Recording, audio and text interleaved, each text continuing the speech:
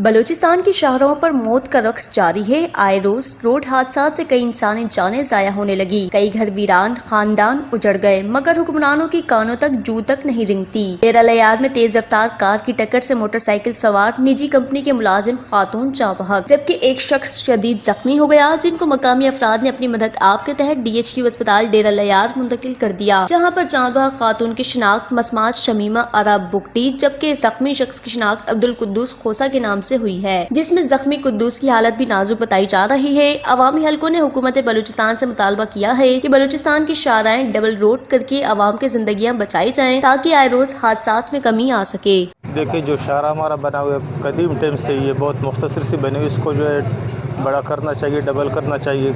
Daily base पे यहाँ पे इंसानों जानों का ज़ाया हो रहा है, बहुत हादसात हो रहे हैं गाड़ियों का, उसमें बच्चे बड़े बूढ़े जितने वो उनके जो ज़िंदगी ज़ाया हो रहे हैं। तो हम वक्त के गवर्नमेंट से, हाकिम वक्त से अपना यही दरख्वास्त करते हैं कि इस खूनी शाहराह को जो है एक्सटेंड किया जाए, ताकि ये जो हादसा दिन ब दिन हो रहे हैं इनकी शरह कम हो और हादसा से जो आवाम और पब्लिक बच सके। वश न्यूज़ जाफराबाद।